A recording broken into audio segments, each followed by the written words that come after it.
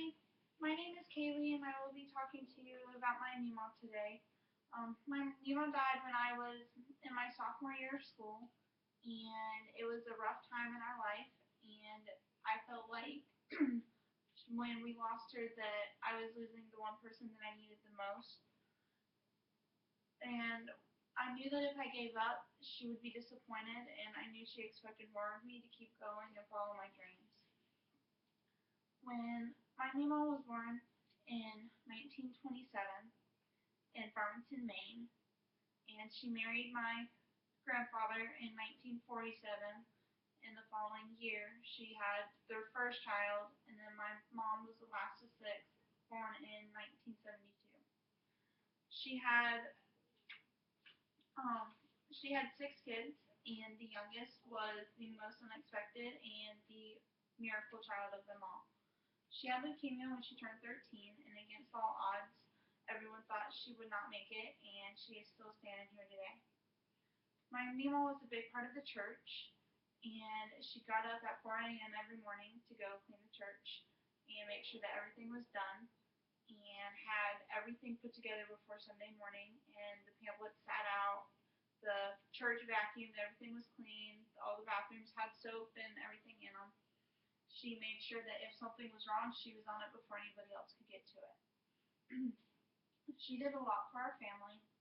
She used to drive 2.5 hours to come see us when we lived in Daytona, and she'd come just for 5 minutes. She'd show up at the house, give us hugs, wait for Dad to get home, and she'd go back home.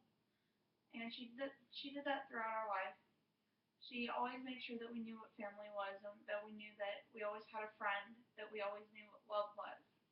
She would, if something was happening between my sister and I, she'd sit us down and she'd make us hug it out because hugs fixed everything. We used to sit in the living room and watch cartoons every Saturday morning, and we'd eat ice cream and fruit, and we'd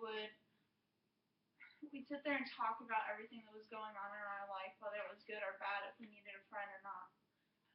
She made sure that we always ended up going to church, and that we would go to Bible school. We'd go down there and stay for a week to go to Bible school with her, and we always participated in everything that should have brought us closer to family. She was loved by many. Mima never knew a stranger. She never knew how to say no. It was always give more than you take back. And that meant a lot to everybody. There's not a soul on earth that could say anything bad about her, because she was just a family woman that was always there for you no matter what. She brought people close together, and she would sacrifice her own time to do anything for anybody else. It was her favorite thing to do when she could take someone and who was crying and upset, whether it was a baby or a grown adult, and turn their life upside down at that moment and make them smile and figure out a way to get through it, get past it.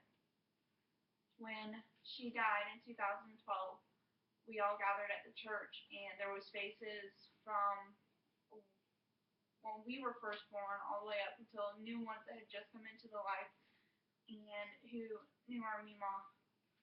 And it was just a wonderful thing to have. She was the best person that could have been in our life to bring us close together as a family. Without her, we wouldn't be where we are today.